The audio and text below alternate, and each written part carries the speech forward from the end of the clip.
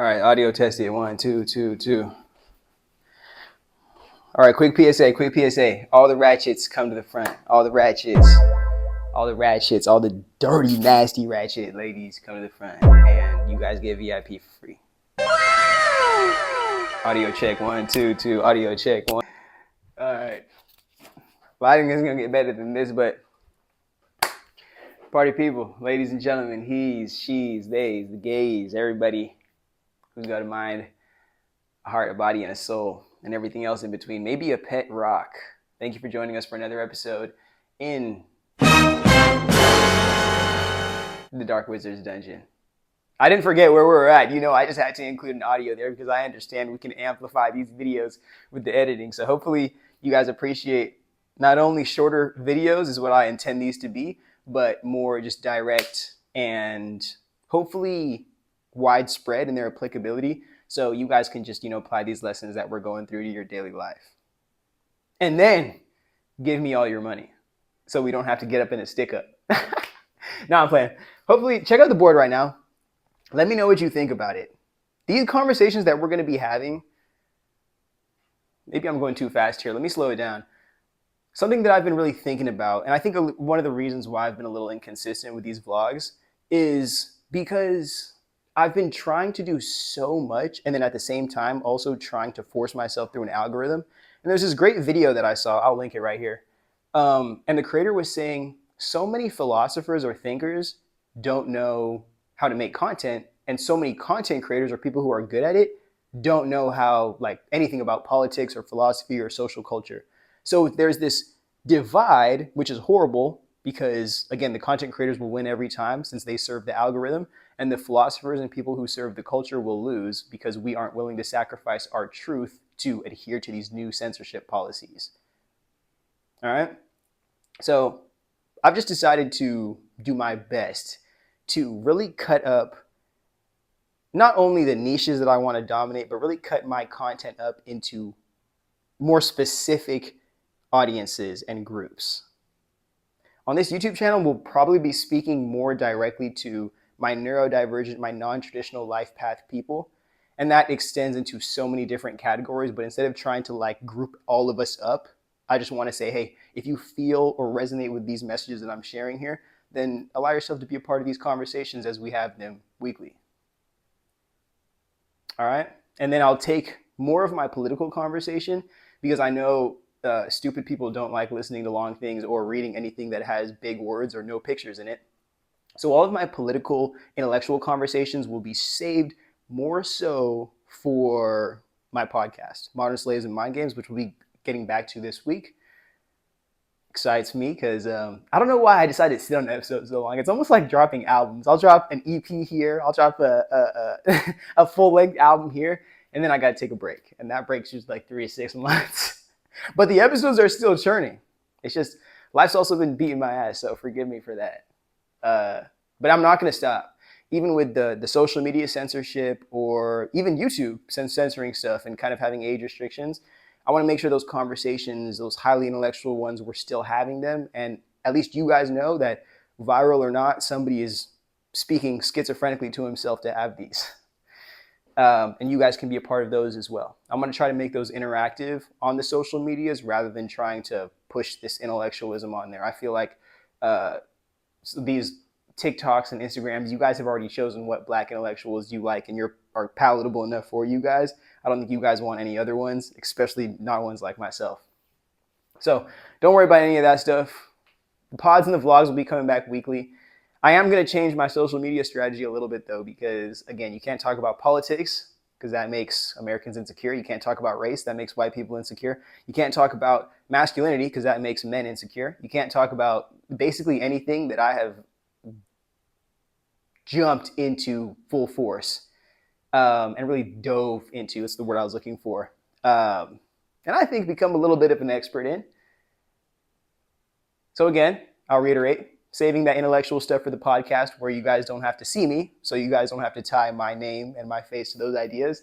And then more of the healing work, the adapting to being an alien in this human life, we'll save those for the vlogs. Just trying to understand this human experience as a human alien. All right? Hopefully that was enough explaining. I think I dragged even that out too long. But check out the board one more time for me. Let me know what you think, because I'll get into it. This will take another 30 minutes, maybe 35 minutes. But I just wanted to explain to you guys, especially because this is probably my first episode like this in like a month, maybe 6 weeks. So just kind of catch you guys back up to what I've been thinking like and where I feel like this can go, to make sure that I'm not only putting these out consistently, but you guys are consistently being able to get value out of them as well. All right. And I know you guys may be asking me questions. Disney, where's the cowboy hat? Where's the cowboy? Or where's the pirate hat? It's coming. I might even get a new one, but I also realized this is what I wanted to include in here actually. I'm going to get one of those white boy wigs. And like, you guys might know what I'm talking about. The Justin Bieber, it's like a Justin Bieber one, or it's like just a shaggy, like blonde wig. I'm going to get one of those and I'm going to start wearing that in here. And I'll wear them as I'm making these videos. And I feel like that's going to be a million X better than wearing the cowboy hat. But I will continue to develop my hat game on some Cam Newton future cardigan top shit. I know I keep on telling you guys to read the board, but I might as well just get into the video, huh? All right, so hopefully that was a good catch up for what we've been through. If you want those weekly recaps, I might start doing little short podcast version of those as well too. So let me know in the comment if you want those. Throw a bat right next to your comment if you fuck with bats in the chat, you know what I'm saying? And let's get into it. Okay. I believe that actually, let me make sure that the audio works. Okay. We're in a good spot right now. As you can see by the title, true freedom can be found at total failure. I believe that this conversation, if it doesn't resonate with you today, it will very soon, especially with the way that things are changing in our world, because a whole chunk of the general economy is getting absolutely wiped, or the intention is to wipe it. I don't know if big tech wants to tell you this. I don't know if the federal government wants to tell you this, because all their money is tied up in the same place. The intention is to eliminate a class of workers and not give them an opportunity to upskill, to refine their skills, to find other economic opportunity within this nation. Mind you, with rising housing prices and rising grocery prices and all the other things and responsibilities and debts that people have,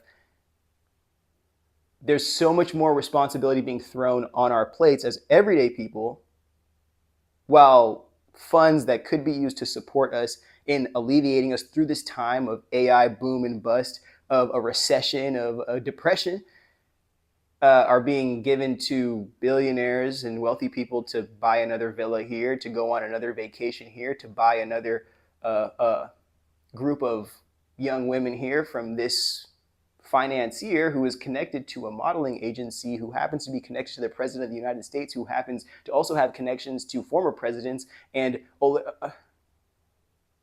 let me chill. Before we get into this conversation, and again, I told you I was going to save my politics for the podcast, but I just wanted to let you guys know right now, I've been saying this for 18 months, and I want to just make sure that you guys can put a face to the claim. What's about to happen to everyday people over the next 5 to 25 years is strictly punishment for giving us free widespread access to the internet over the past 25. Hate me if you want to, but everything that's going to be released in relation to AI, whether it's direct warfare and drones and going over to surveil other people and like targeted missiles, or if it's digital warfare in AI chatbots and AI robots and girlfriends and whatnot, or it's economic replacement and you being automated out of a career that you worked so hard for and you're in debt about. It's going to be punishment because the internet is the only thing that leveled society so hard, in the sense that information couldn't be hoarded and then stacked upon these vertical towers to where only people who could get into the tower could access all of this information. And they could really, really, really control who could expand their reality based on their intelligence.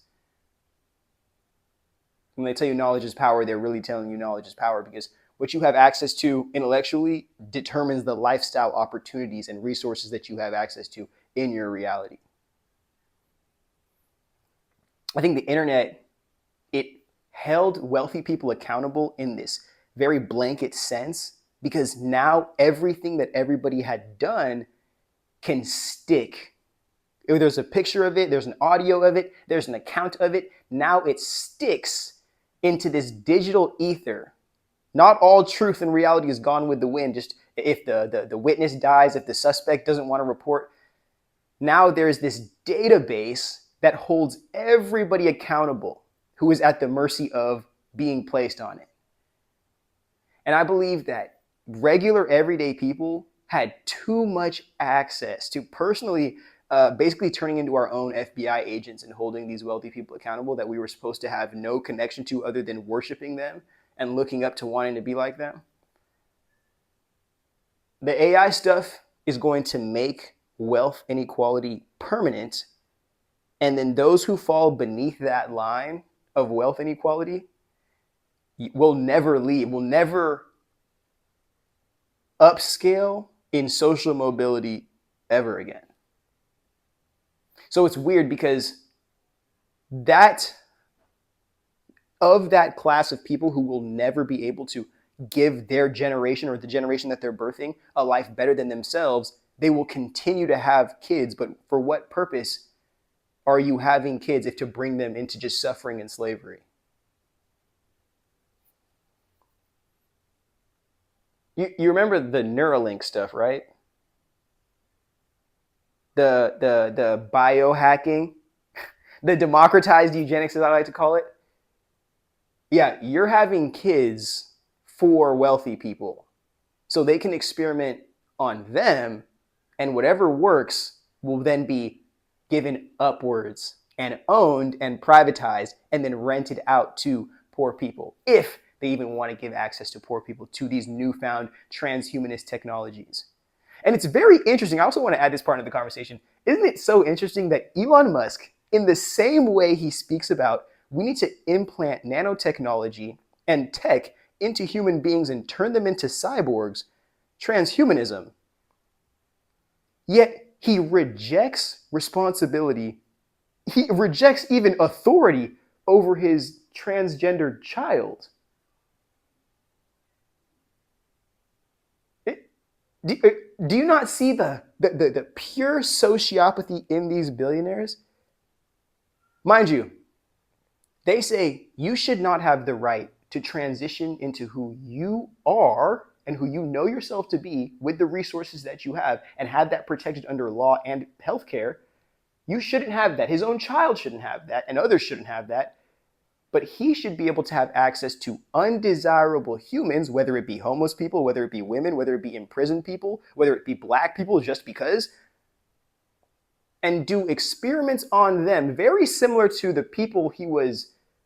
Remember when he did that shoot his arm straight in the air like another dude with a short mustache that we like to not speak about? And then he's going to do, because you can't keep doing experiments on monkeys and lab rats if you want to really transition this into humans. Because the only reason billionaires would be doing this is to transfer their consciousness to technology and then just maintain that technology so much to where they're essentially living forever.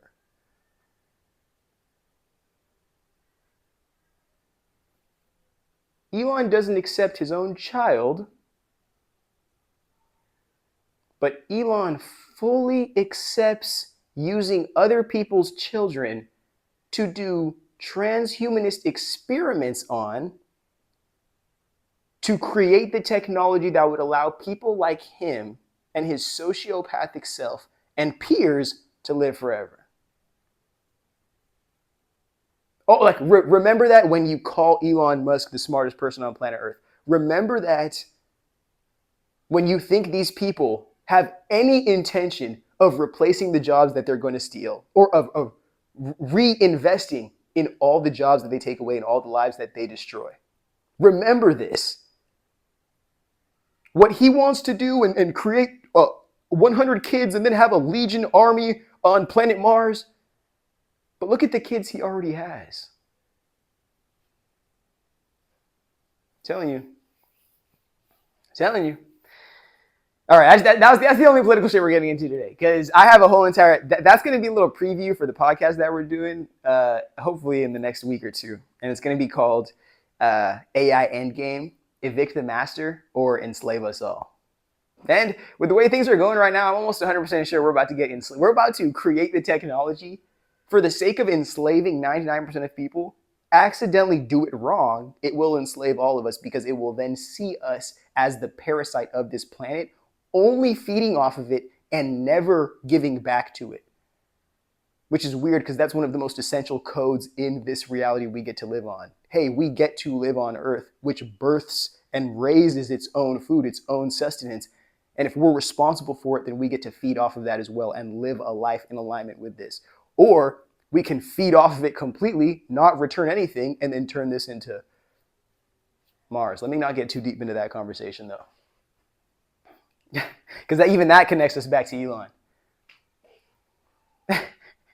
But see, now we got into all this political shit. Now we never. Let me cut this right now, and then we're gonna get into the video we're supposed to get into. They kind of got me trifling.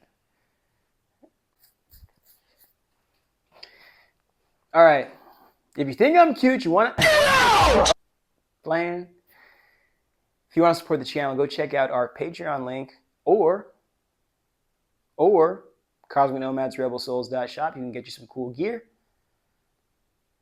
Or you can just give me money because I'm cute and I'm hot and I'm sexy and I was going to do a dance, but I'm not too provocative in this public space. But if you really do think I'm cute and you want to have sex, go check me out on my Instagram. Other than that, you guys have a good day. I'll catch you later. Bye. Bye. Let's get into the video. Okay. Now to our conversation. As you can tell by the title, I know I said this, but let me, you know what I'm saying? Let me get started again. True freedom can be found at total failure. This is speaking really deeply to my codependents, to my people pleasers, to my neurodivergent people that are struggling to find self-acceptance. So the only way you know how to get it, or how to get something close to it, is sacrificing yourself and hoping that the stamp of approval you get from somebody else is going to be everything that you need. It's not enough. I'm telling you right now, it will never be enough.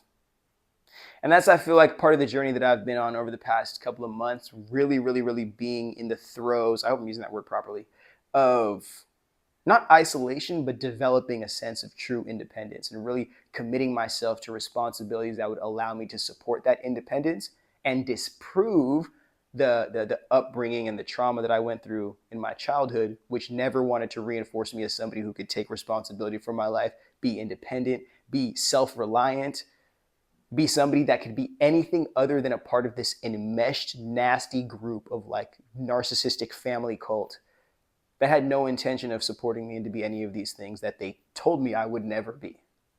All right? So it's interesting. The one thing that I feared so much, which was being apart from the support I thought I was getting, the love I thought I was getting, that was the one thing that opened me up and showed me everything that sat behind that door, everything that I could be, everything I could become, as long as I was willing to commit to taking responsibility for it. And I think that's an amazing thing, and I want to share the insights of that, and especially as it pertains to my journey, and hopefully it allows you a little bit of clarity and also a little bit of peace to the chaos that is confronting this truth, if this is something that you may have to deal with in your life. All right? So let's get started here. The reason why I'm calling out you people pleasers and you codependents is because that's who I was. I genuinely believe that, you know what? It's not that these people are never going to see me. The issue is that I'm not doing enough. But it was constantly me not doing enough. And I almost think that it got to a point where people would recognize that I was such a fiend for the validation or being accepted because I wasn't getting it from the place I wanted to, my home, that they could just sit there and keep pushing the goalpost further and further and further because they knew, well, you know what, I can do whatever I want as long as he thinks he has to try harder instead of me having to respect him and what he's doing. And again, this isn't me really holding it against like any person I've dated or kind of any peer relationship that I've had. More so when I'm going through this healing journey, it's about my home foundation and how my life has been a consequence of not addressing that or attempting to run away from that, mask that, and not just let myself be who I am and then find people who accommodate that. But I do appreciate the people in my life for not being absolutely freaking insane, as so many of these other stories that I've heard of people dealing with narcissists and people dealing with just absolutely sociopathic people. A problem is I probably do I think I hold people out maybe with a stick too long, and I don't allow myself to really engage and enmesh myself in these relationships, which is something I'm going to stop. I'm going to just let bygones be bygones at that point.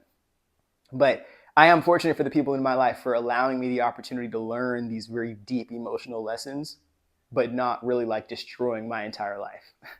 And even if they did kind of push me into a position where I feel like shit was blowing up, it was never too much that I couldn't be like, you know what? I'm just going to take responsibility for this and then change my circumstances. And then I'm going to get more clear on what I want. I'm going to get more intentional with what I need and make sure that I'm more vocal on the support that I need. So I'm not in a position like this where I'm getting kicked to the curb and I don't have shit on me. You know what I'm saying?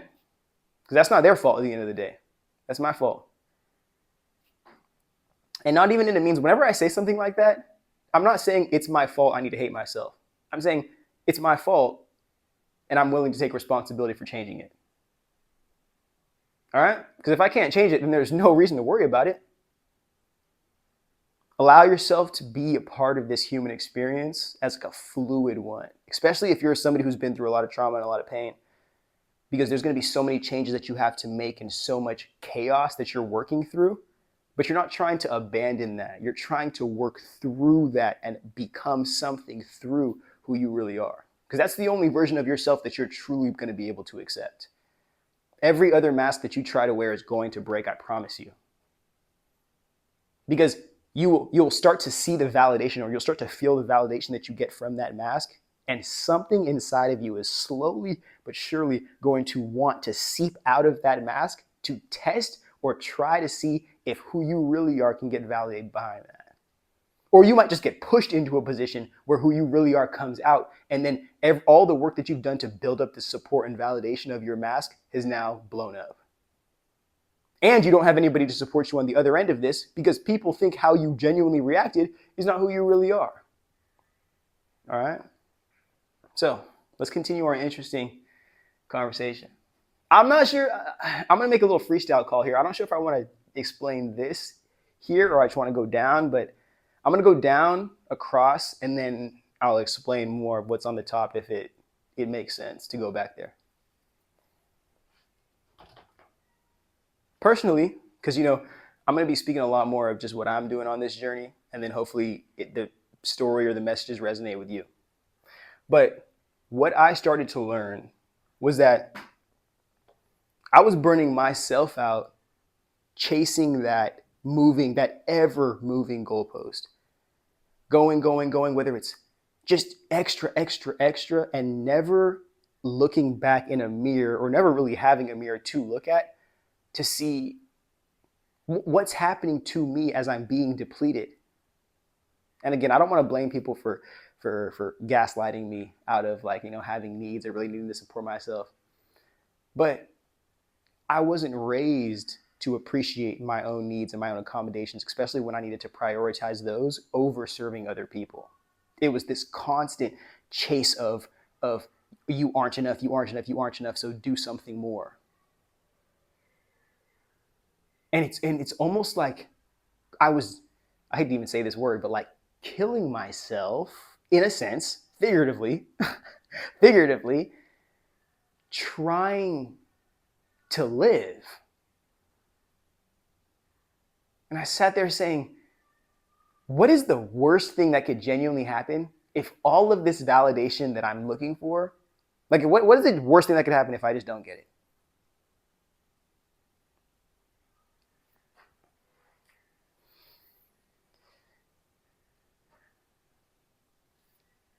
I realized that the worst thing that could happen is that I would have to be the person, no matter what, to validate myself. I would every single day, I would have to be the person that wakes up and sees myself in the mirror. And even if I hate what I'm looking at, find a way to do what I need to do to appreciate that I am the only person that can take responsibility for this experience. So it's either that was the hard that I was going to go through, which maybe that explains the top chart. So I guess we're walking into this now. From all of this burning out and overperformance, I had to decide whether I was willing to walk that lonely road to a place I don't even know exists, or commit myself to never being enough and constantly trying to deal with this lack of completion, and only getting completion or only feeling that I can accept myself after others have decided that I'm worthy of acceptance.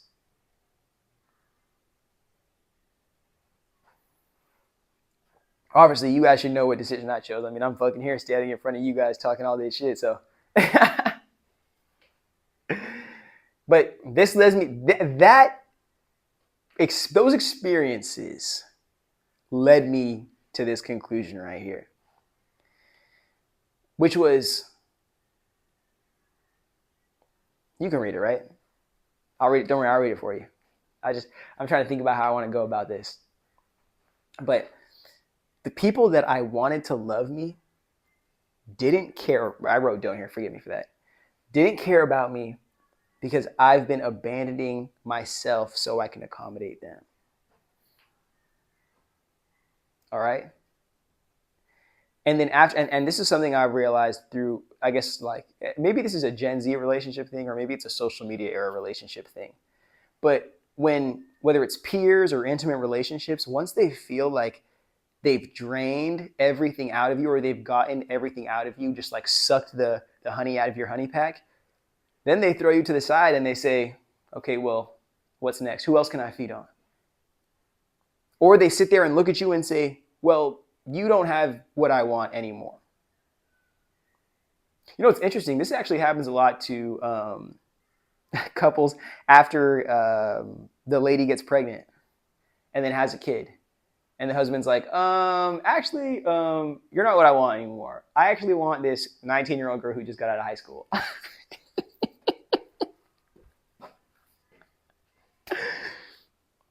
And you're going to sit here and say, I just gave you a child. And you want a child?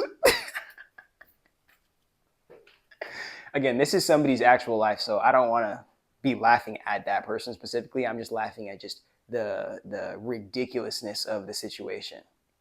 But hopefully you recognize how much you're being depleted and how little you're being reciprocated back into before you have a lifetime responsibility with somebody that maybe you don't even know for real. All right? But it could be even peers, not just intimate relationships. It could be peers that are draining you, or that are sitting here only using you because you allow them access they wouldn't get on their own, putting you in positions to humiliate yourself so they can feel good about themselves around other people. Think about when any of the boys who are watching this right now, think about when you're hanging around some girls, some beautiful women, and then your homie throws you under the bus for something.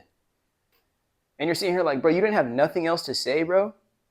You had to bring up that time that, like, I accidentally pooped my pants and I thought I was farting, like, in front of these beautiful women, bro. Like, how are you going to ruin the vibe like that so you can get them? Understand that, bro. I'm not saying you can't have fun and games, but just something we talk about on this page a lot, and we will continue to, is having that discernment.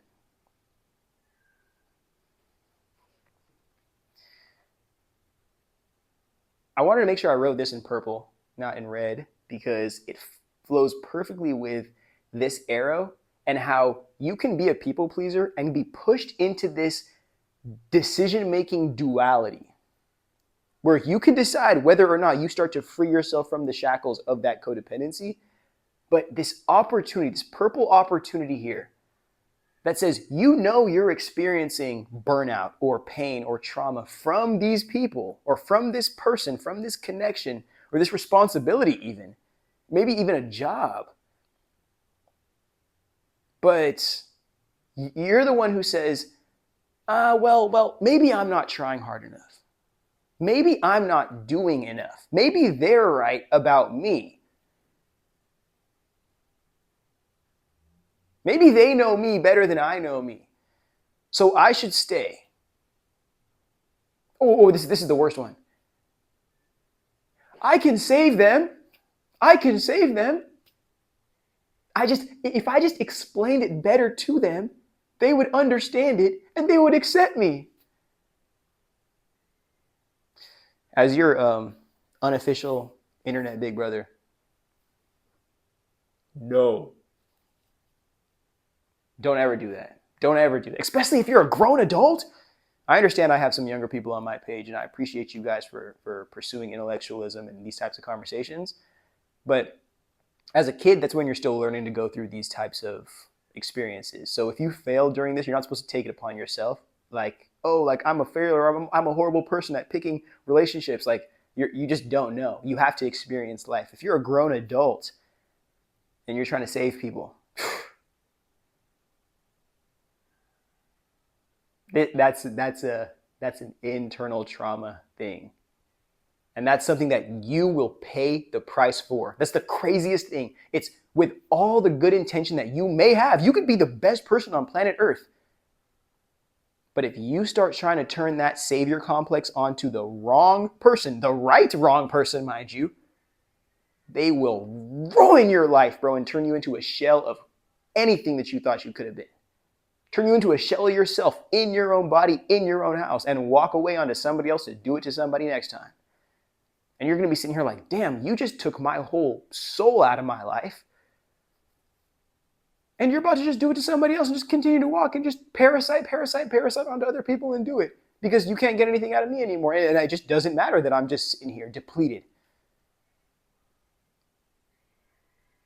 And then for situations like that, when you feel like your life has really been ruined or halted by other people, sometimes you're going to feel like, well, we just have a different connection. They're the only person for me. Like, no.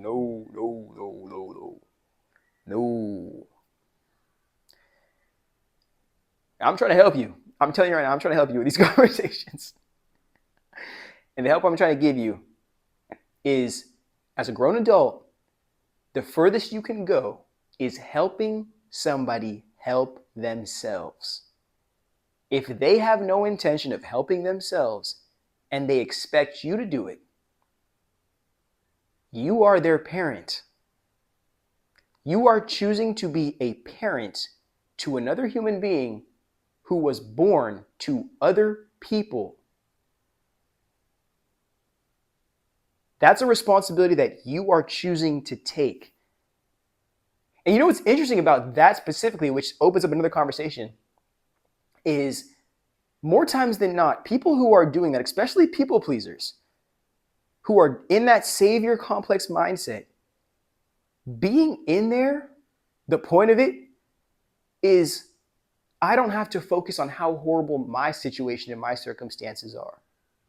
Or I don't have to feel like I can't save myself from my past and my pain. So maybe if I can save that person from their circumstance or their situation, then the validation I'm looking for, the acceptance, the freedom that I'm looking for from my own pain may come from this. No, you're giving yourself more responsibility, more suffering to add on top of what you're already not addressing. That's what I'm trying to focus on. Like, I'm trying to, everywhere you keep on going, I'm trying to drag you back in here, back to the center, back to the center, back to the center. Because there's all these places you want to go because it's uncomfortable to look at yourself when you've been abandoning yourself for so long. It is uncomfortable. And it's weird to say that because you live in your own skin 24/7. Like, how weird is it? to look in the mirror and to not even recognize the person that you see. Yet gossip from about Susie, Suzanne, or about Jolene, or about freaking Daryl from 300 freaking thousand miles away. But you look in the mirror and don't even recognize what you see. It's crazy.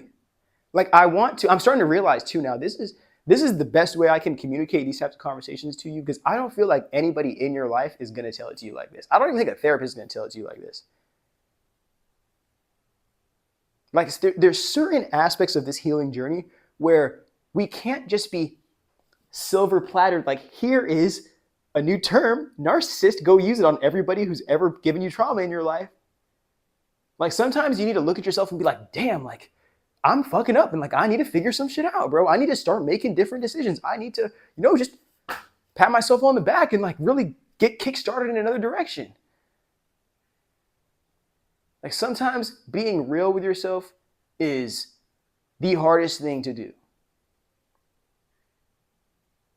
But if you're being real with yourself, genuinely, like, who can trick you? Like, who can trick you out your position if you're already willing to be that real, that raw with your own self? And you're willing to accept and appreciate that in a world where it is scarce to find other people that are patient enough and accommodating enough to give you that.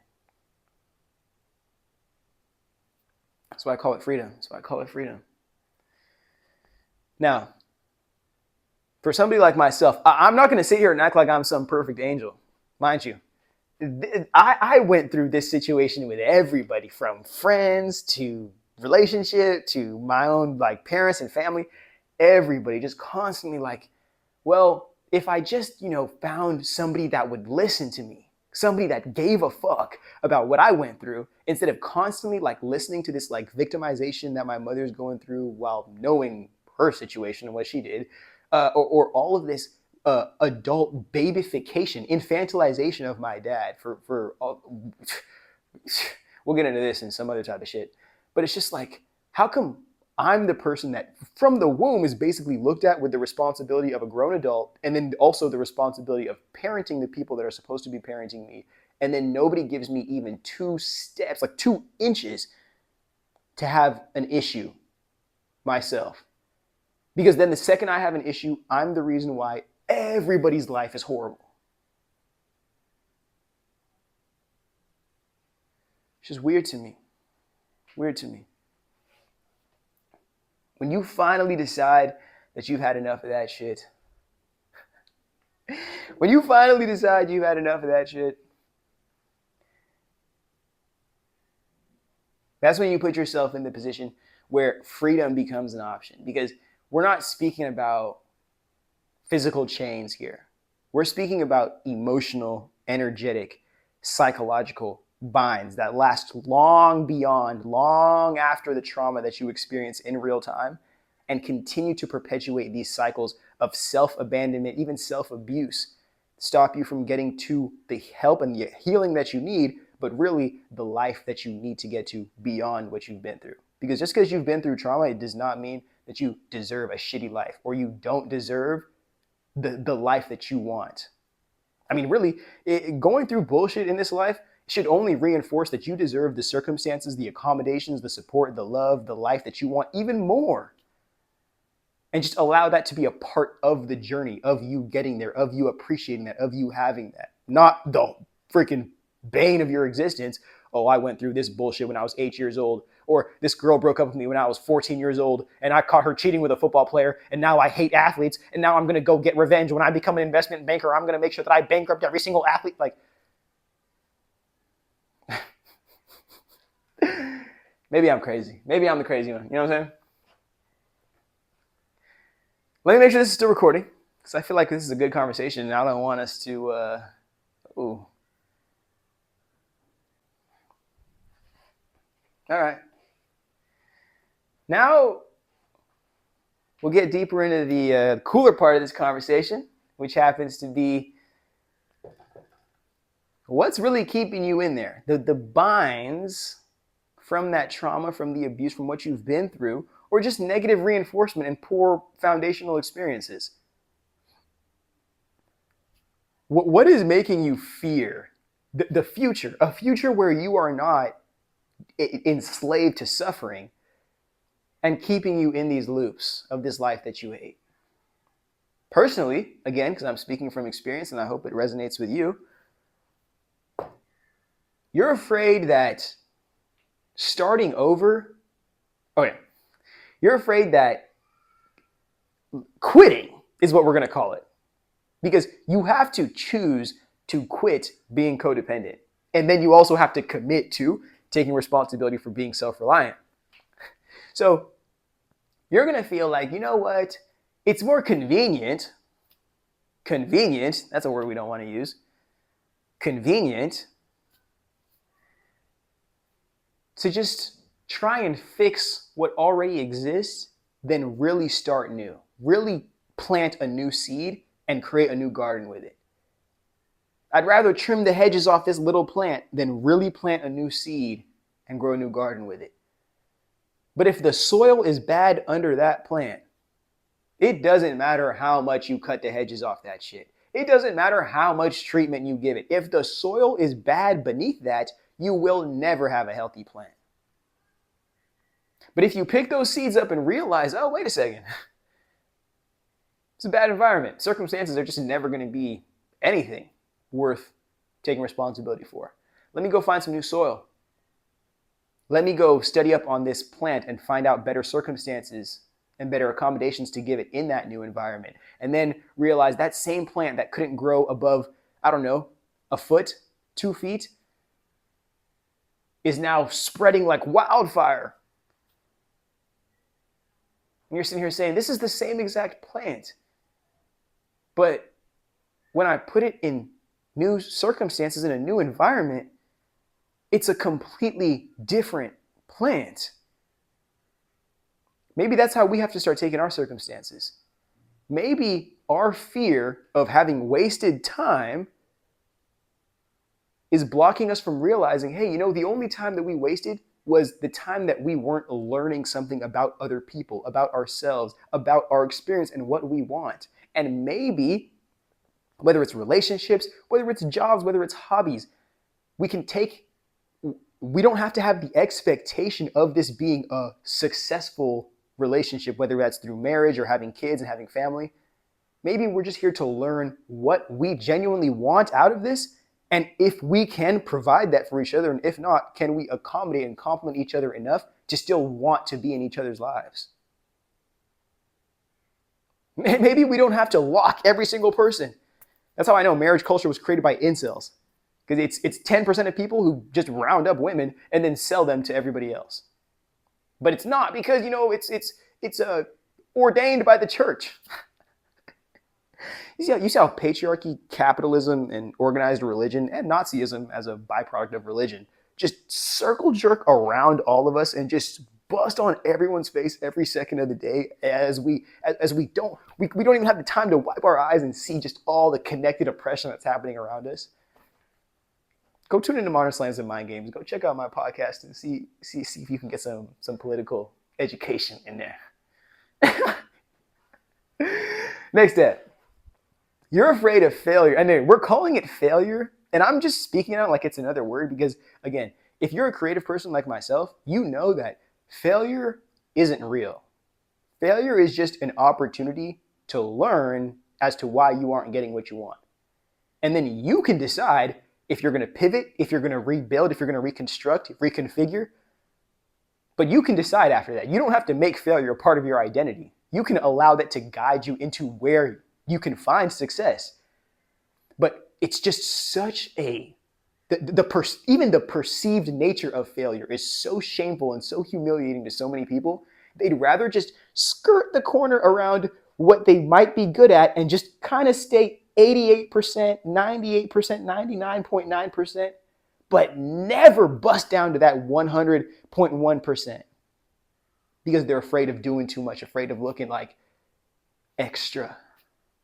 How crazy is that? Imagine never fulfilling your potential because you're afraid of fucking up an opportunity. As if the world isn't going on every day.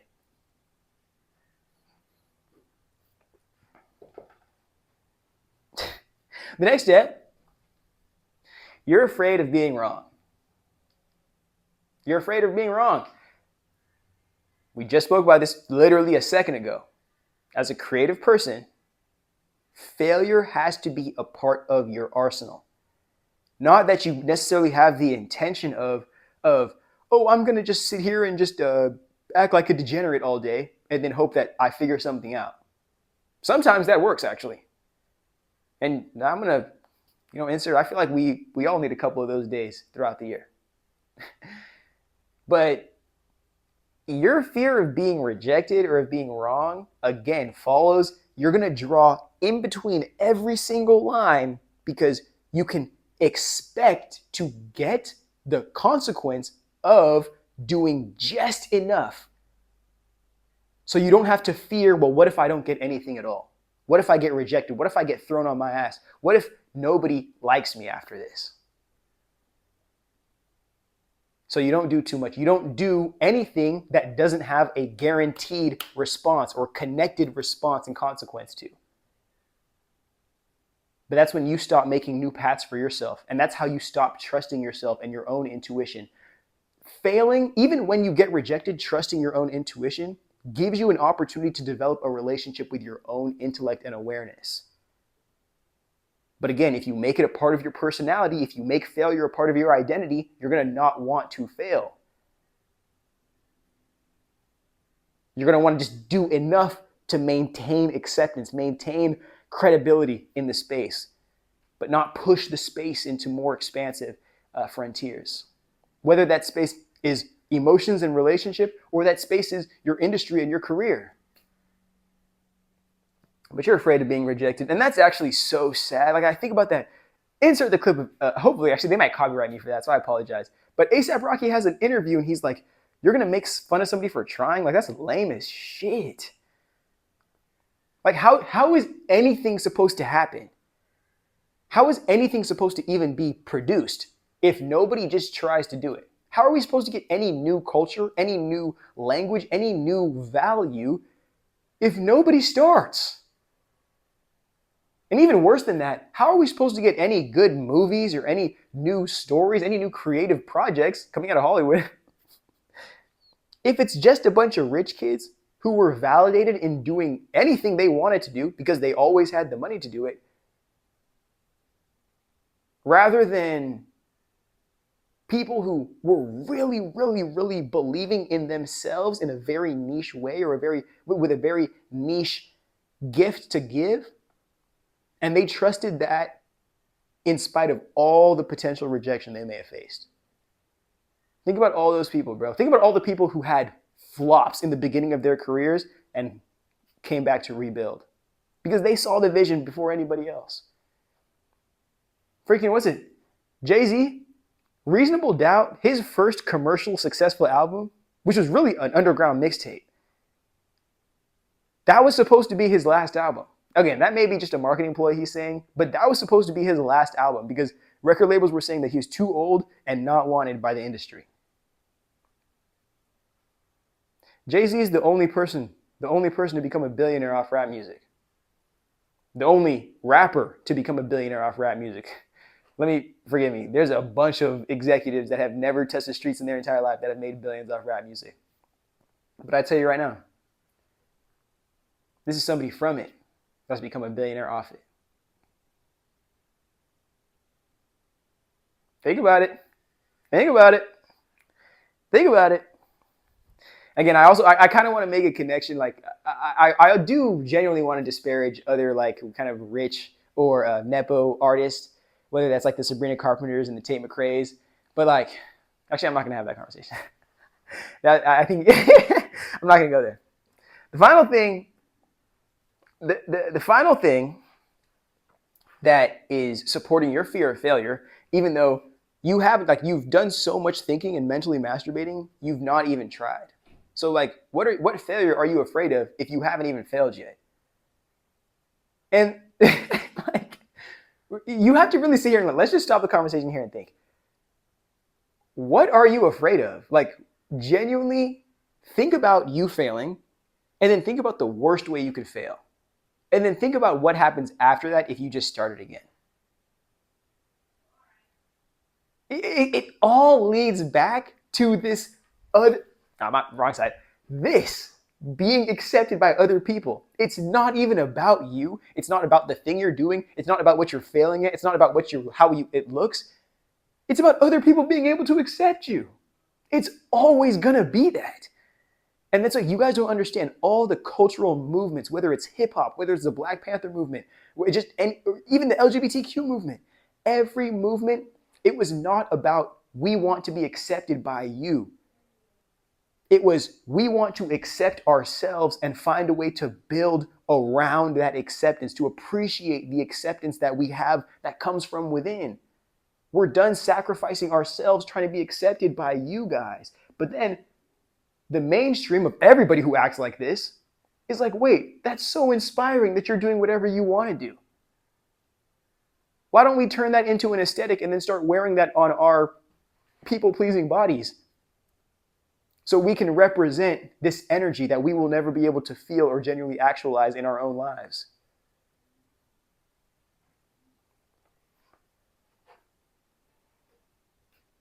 Final thing, which ties perfectly back to that existential rejection that you're afraid of, is being humiliated. You're afraid of the humiliation that comes with it. It's almost like, and I hate to equate it directly to this because religious people cling on to Jesus like they're never going to let it go. It's probably a better analogy I could use, but you're afraid. Essentially, what I believe a lot of us are afraid of is and I'm trying to think about this in the most extreme way that I can. It's basically like we're afraid of being the person that's carrying the cross down like the way to be hung on that cross.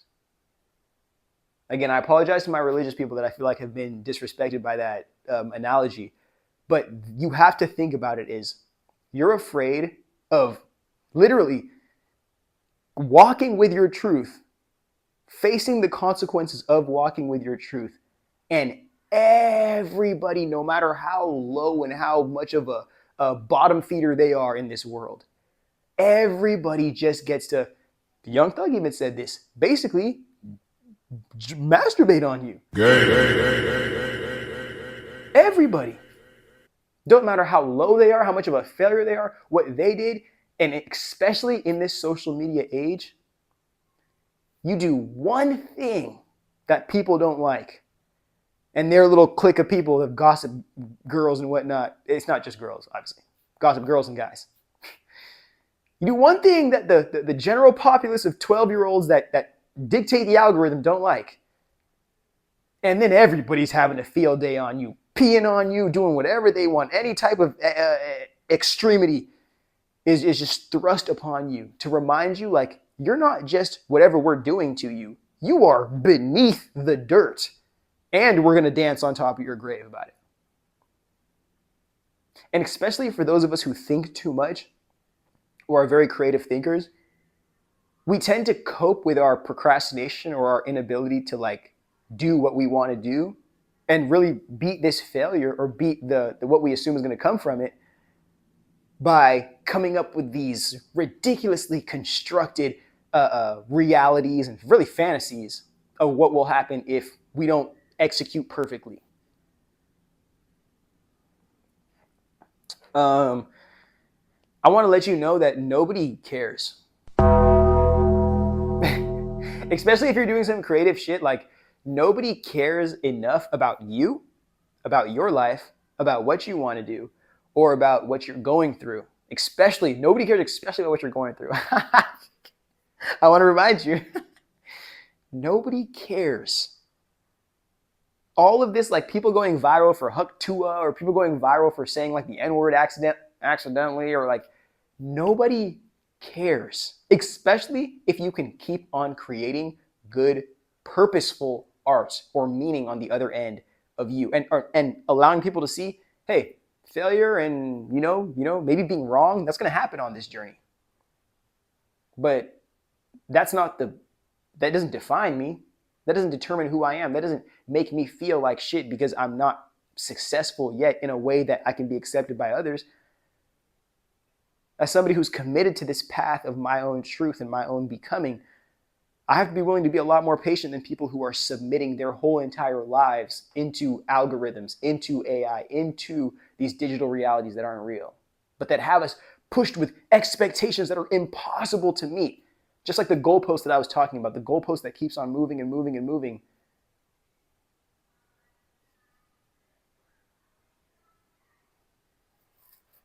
You're just constantly giving more and more and more of yourself for less reciprocation. And you are training yourself to see that you're basically a dog chasing its own tail for the entertainment of whoever's watching you do it, not even for the validation of your own self.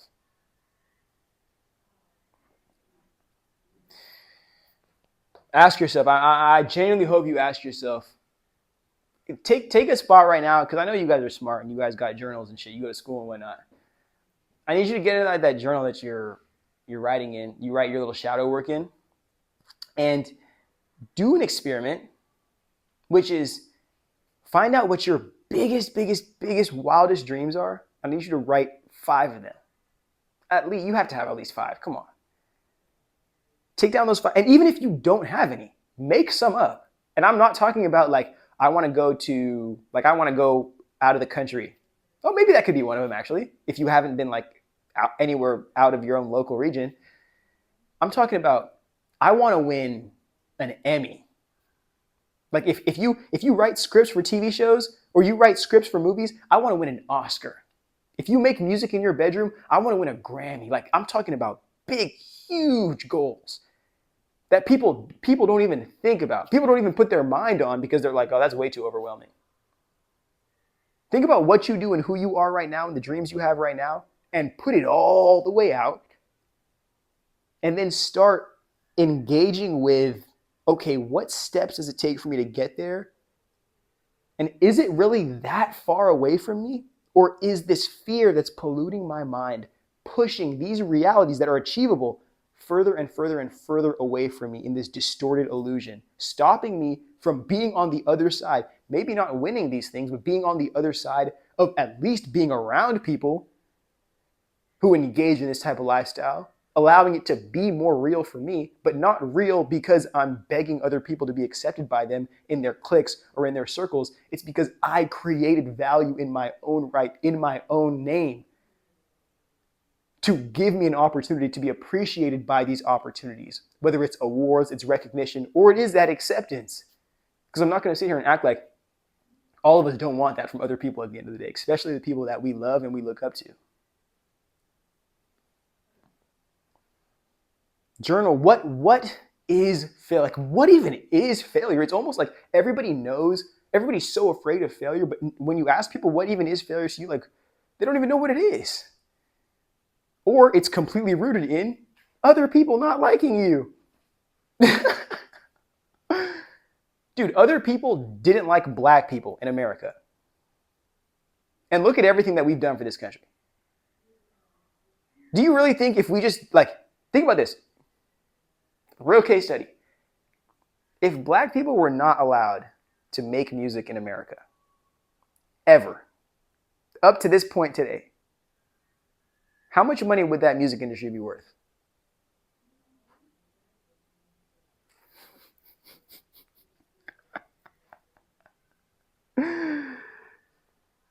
If all right. Let me make sure this is still recording. Oh, perfecto. Okay. So that perfectly leads us into what, on a spiritual sense. Now we're getting real schizophrenic.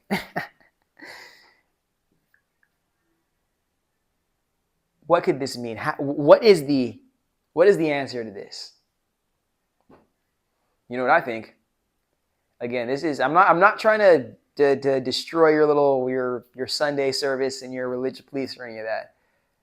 But as it pertains to self-acceptance, very few religions allow that to happen. because that means that you would basically abandon the eternal submission and compliance to the authoritative God figure that you guys worship.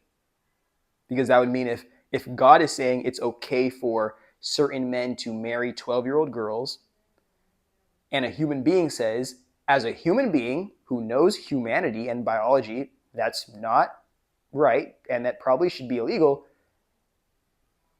the people with the Bible are able to say, well, God said it was okay, so I can do it. See what I'm saying? Collective psychosis supported over individual belief. More times than not, that's what it is used for. When the in-group has decided this is what the law is, we're going to say that God told us this is what the law is, and then use it to basically, what is it? Slam on the, what's that game that you play at the arcade where you're just slamming on top of shit with the hammer?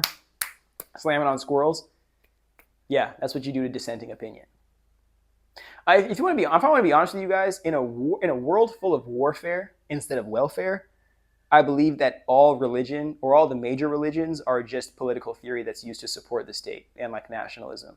I don't think there's any type of genuine religion, because if there was, it would be supported by some type of spiritual magic, but it also can't be supported by that, because politics, healthcare, spirituality, and religion, and then warfare on the back end of that, are all individualized to make as much profit as possible from dividing people from the complex systems that they need to support themselves, especially after being colonized by a group of people who only knows how to create money off of war and technology to support war, and then depriving people of their resources.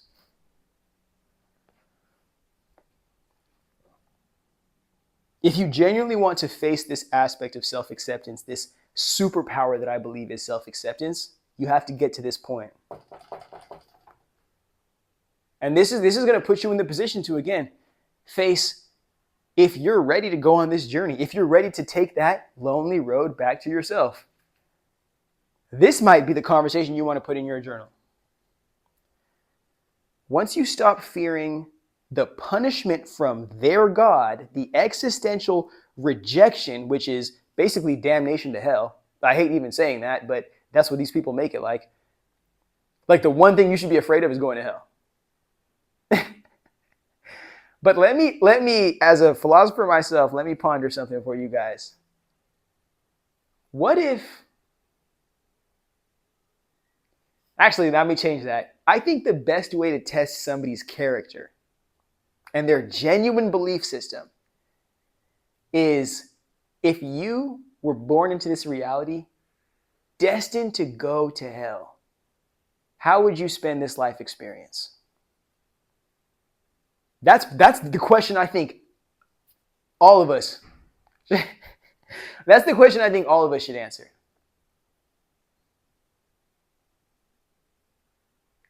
That's the question I think all of us need to really face. If you were already going to hell, like you weren't spending your whole entire life trying to save yourself from going to hell and trying to save everybody else from going to hell like a savior, if you were already going to hell, all right, what would you do?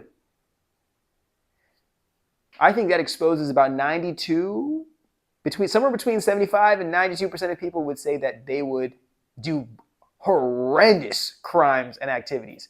Very, very, very scary shit.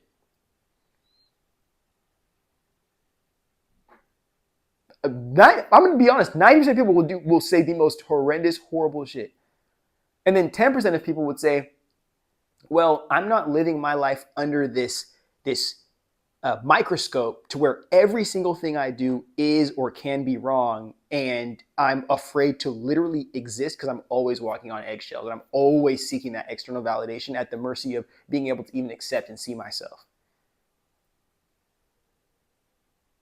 10% of people would be like, I'm gonna keep living my life because like my morals and my values, that's about me. I, in my humanity, believe this. I care for other human beings. I don't care what your little brown book tells you about hating this person because they're a woman, hating this person because they're gay, hating this person because they're transgender. I don't care what the fuck your book says.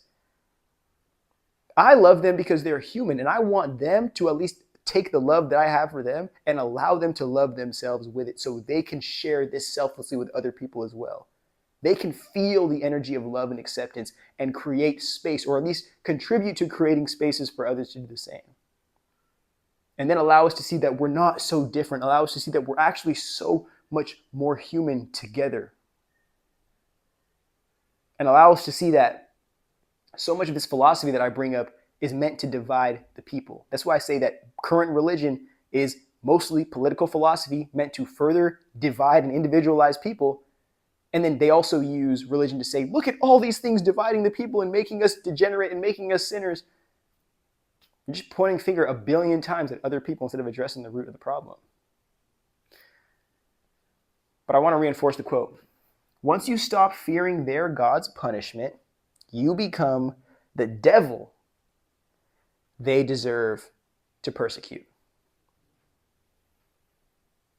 All right? Again, a lot of these Christians, a lot of these hyper-religious people have so much hatred in their heart, but it's because they want to go to heaven. They're willing to hide all of that, suppress all of that inside themselves at the mercy of letting it out and sicken it on you directly when they feel it. And they know the only way, the best way to cover that guilt that they feel for really hating so many people and just not liking this experience is trying to save other people into their sanity, which general human beings believe is psychosis.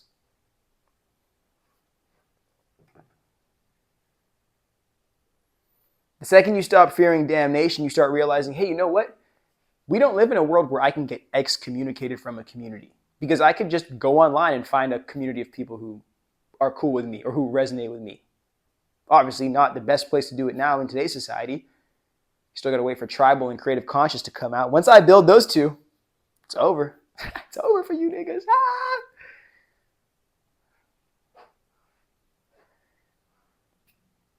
Remember, if you really want to get on this journey of self-acceptance, you have to realize not only will the world turn on you and isolate you, but they have to validate why you are deserving of not being supported, not being loved, not being cared for. That's when a lot of people get religious about it. The devil has consumed their mind. They care about themselves. They don't believe that they're second-class citizens. They don't believe that they're supposed to be slaves because they went against God's will like 1 billion years ago. And you have to let it be. Because that fire right there. That fire right there, if you're willing to survive that, if you're able to survive that, figuratively, of course, don't actually throw yourself in the fire. Bodies aren't meant for that.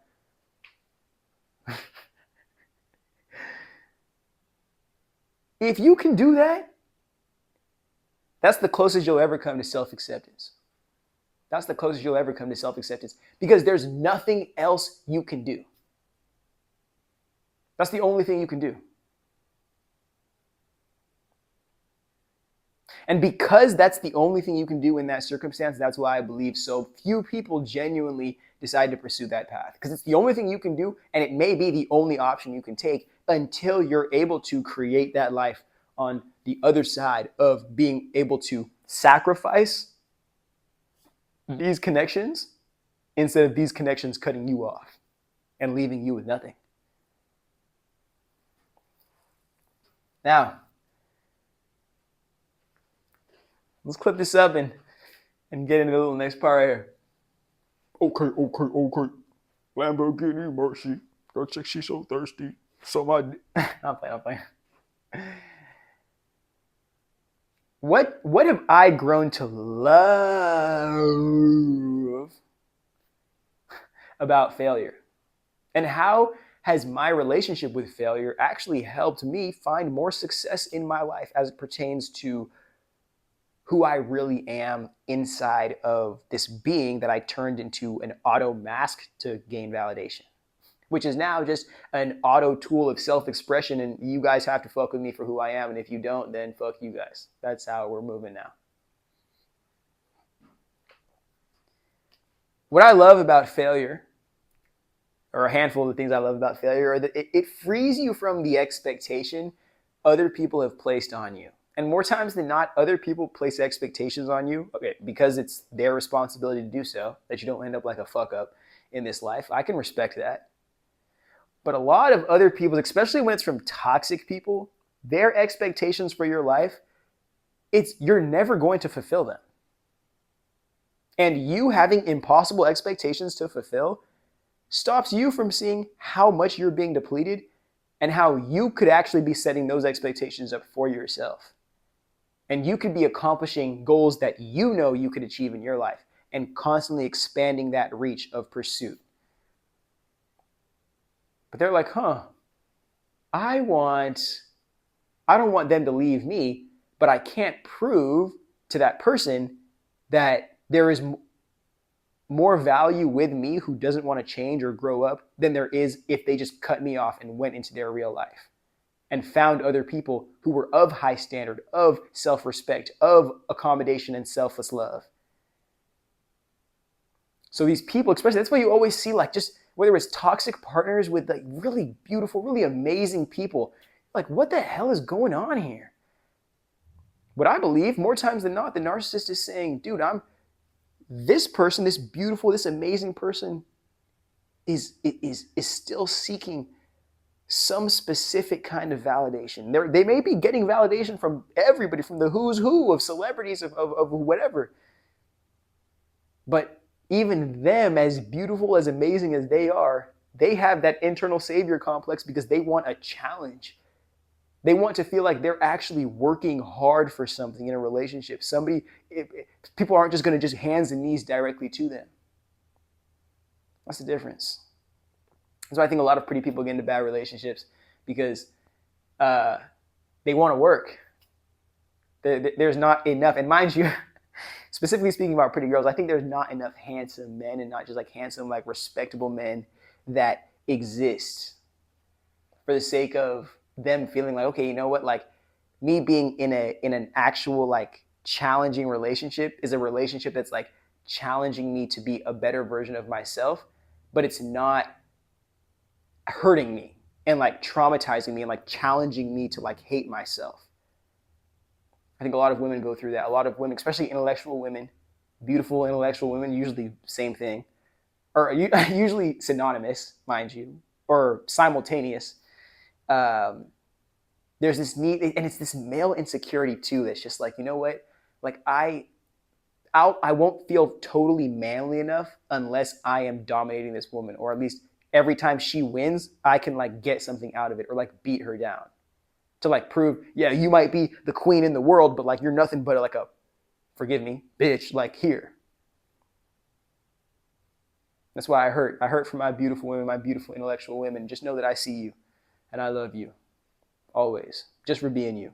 And to not give up who you are for somebody who doesn't love themselves, doesn't appreciate themselves, and doesn't have the space or the capacity to give somebody like you, who is full of a lot of energy, especially attractive energy. Because that's responsibility on its own. I'm not sure, we got into the pretty people conversation. I apologize for that, but just to reiterate what I'm saying here, freedom from expectation, it allows you to get on your own pace. Personally, what I believe is that it allows you to not only decide what's your own pace, but to figure out who you are and what expectation, and it allows you to start from a raw point of what expectations do you have for yourself to survive. And then based on the care and the love that you have for your ideas, your dreams, your own internal curiosity, then you can start expanding and accommodating on top of the expectations you have to survive, and start going to the expectations you have because you want to be this, because you would like these connections, because you would like to experience this, because you love this. So then you start to increase the amount of responsibility you're taking for yourself, for your life, for these relationships. And it's only you getting stronger and being able to see that you have the capacity to do more. But you need to be reciprocated. You need to be seen. You need to be accepted. You need to be cared for so you can do that. And then you start realizing how important the intention is of having those things supporting you on the outside while you're fully living your life. But if the expectations for your life are constantly coming from other people or can only be solidified by other people, you will forever be living under a shadow of what do they expect me to do and how much of myself do I have to cut off to hope that they continue to accept me. Oh, that reminds me where we're going. We're going to the toxic relationship conversation beforehand. And I want to kind of get into that a little bit more. But think about it. As we wrap this section up, think about these just like shitty people, bro. And mind you, a lot of shitty people, like narcissists, they're in relationships because they have no care about lying.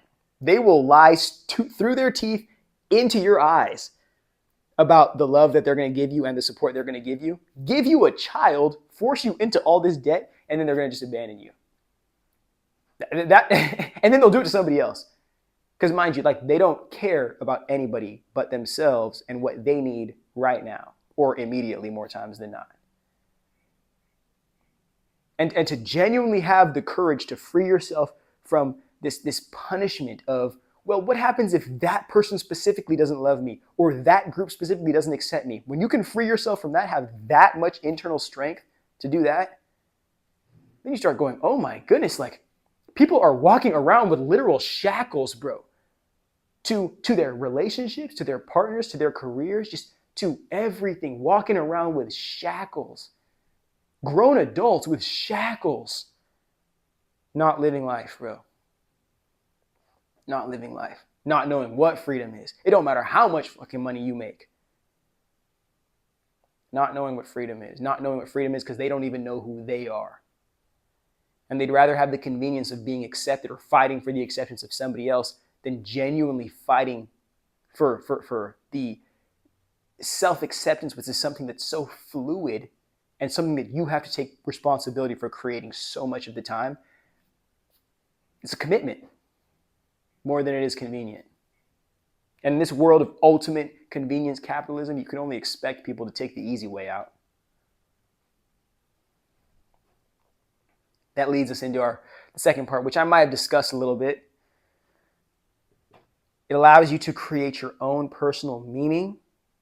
And through the responsibility that you take, which we were discussing in like you setting your own expectations, allows you to find your own purpose.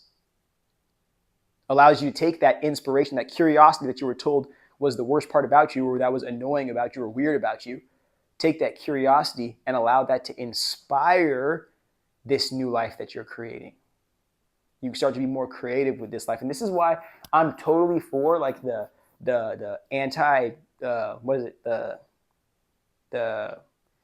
Like the vasectomy revolution, like the anti-birthing revolution. I'm 100% behind that with my whole heart and soul.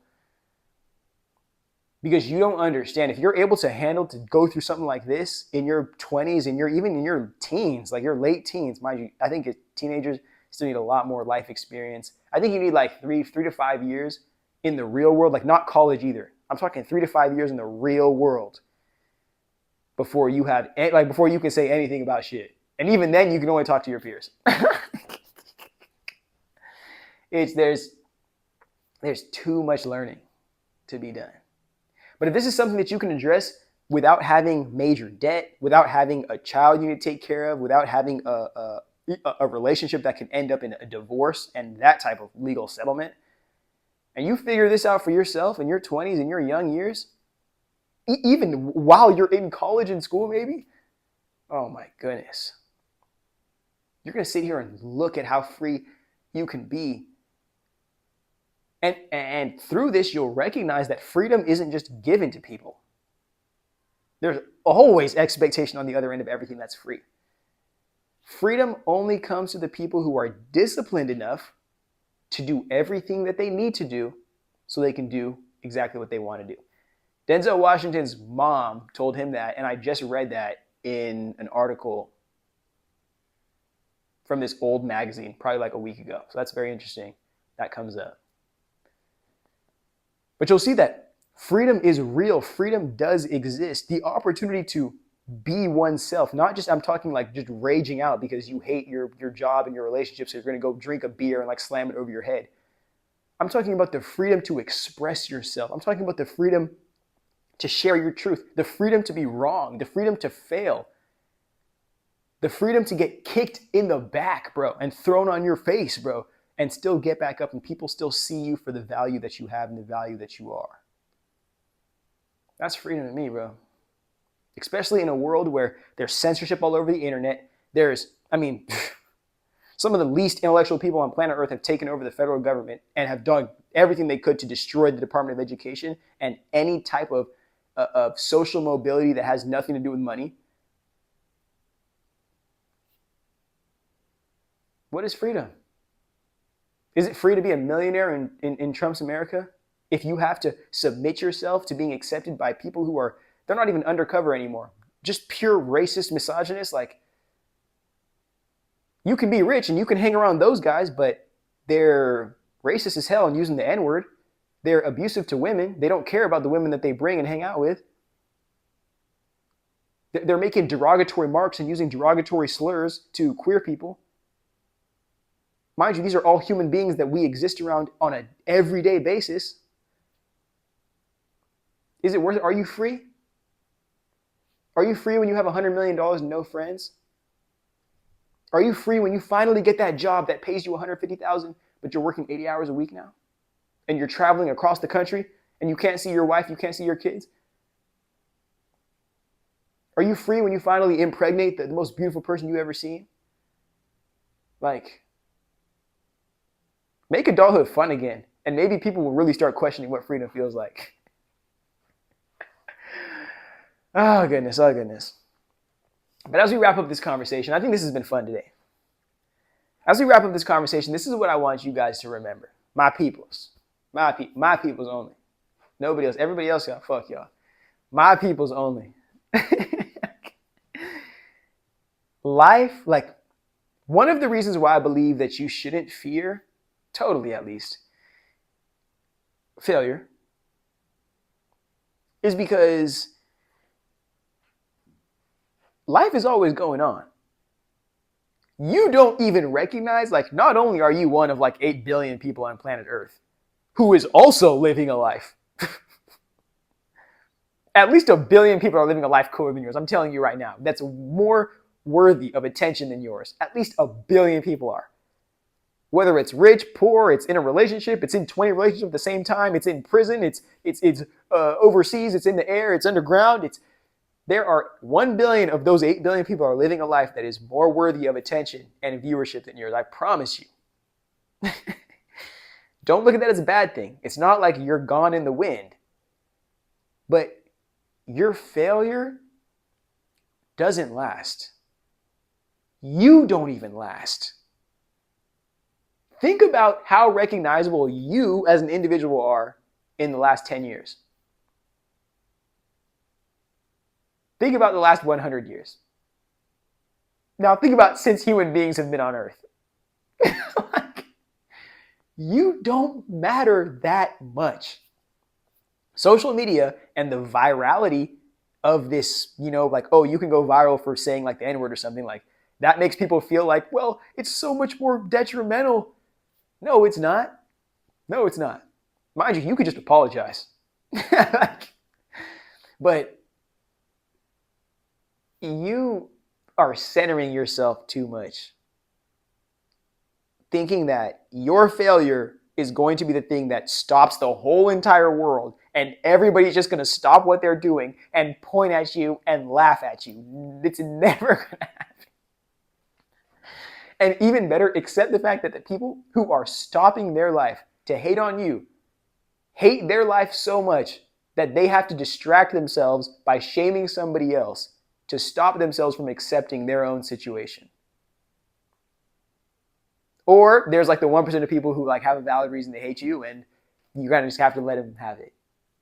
But when you realize the percentages of people, even if people react negatively to you, the percentages of people who mean it and who genuinely care and who genuinely like don't want you to live anymore, like it's so minuscule.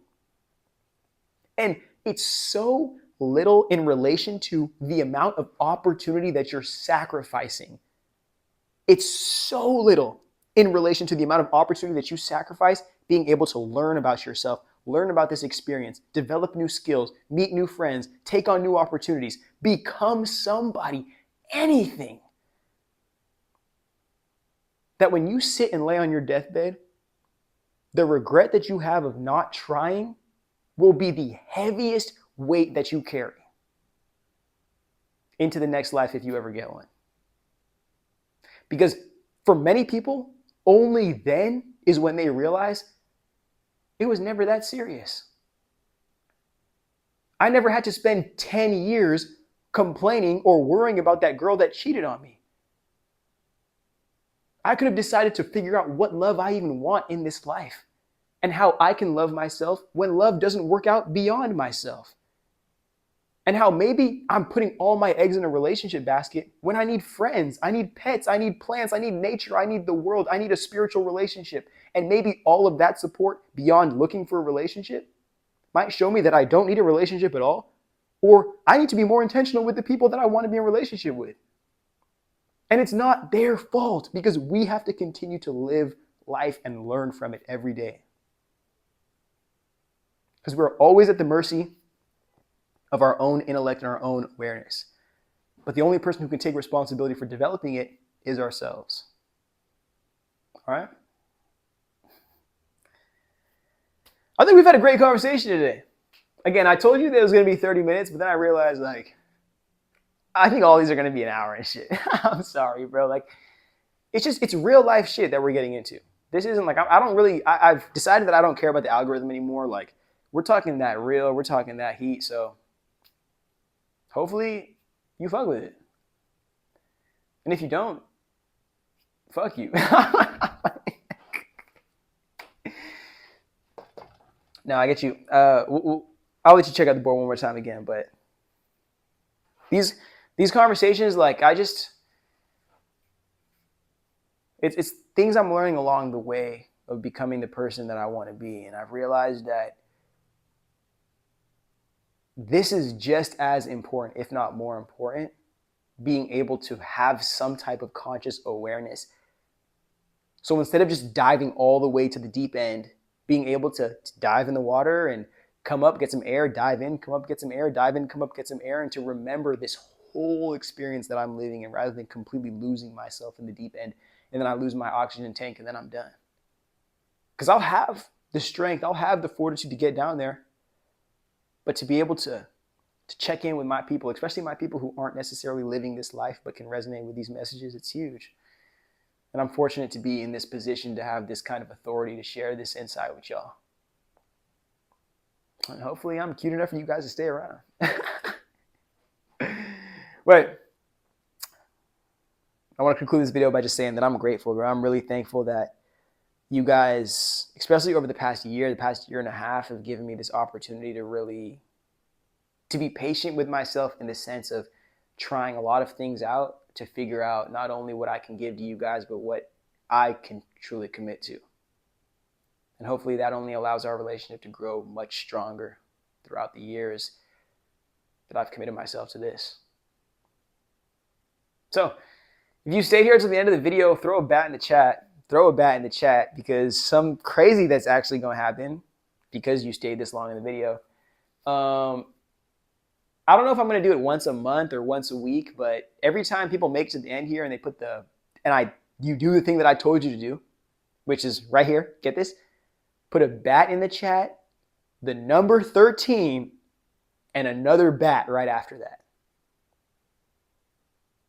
First person who does that, free Cosmic Nomad shirt. The Just a Little Psychotic shirt, I'll put a picture of it right here. Yeah, free Cosmic Nomad shirt. Go get after that. You dig what I'm saying? Other than that, dude, we conclude today's episode. Hopefully you guys are cool with that. This is how it's really going to go. Again, I know I wasted 15 minutes of your time speaking about politics in the intro, and that might have turned everybody off, which usually does. But this world we're living in, it all connects. It all connects to each other. It's very interesting how this technology, from the internet to artificial intelligence, is meant to make us so connected, but still so individualized in the sense that we are only connected based on touching each other by it's like, instead of, the technology was telling us, hey, you see how you guys are so far apart? We're going to take this technology and put it in between you guys, and we're going to use it to connect you guys so you're more connected, so you don't feel so far apart. But instead of being able to put you guys into a position or a mindset to where you guys can actually come face to face in the real world and appreciate and interact and love each other, possibly, we're going to keep on making you closer and closer and closer and closer and closer together. But that closeness will forever be divided by the technology. So we can not only accrue all the money up here that comes from your guys' interaction by stealing and tracking your data, but we can get to know you guys on such a personal, intimate level. The amount of ads and the type of ads that we will target to every single individual user's account will basically allow us, as these tech giants, to get sales for any company, any day of the week, at a bare minimum, at the mercy of users of these types of platforms and technologies being able to connect, because there is no connection when everybody's individualized and a slave to their own algorithm. And then those algorithms are teaching people to continue to hate each other and validating the hatred of one another by making racist or misogynist or homophobes go viral. All right? America's fucked, but let's keep having these conversations. And let's keep taking care of ourselves, because I think that might be the only hope we have. We ain't getting another Obama, man. Let you guys know that shit right now. But check out the Patreon. Actually, let me make this a first clip. It's over now. Episode's done. I'll catch you guys next week. I got to go film the promo for this. So rock on.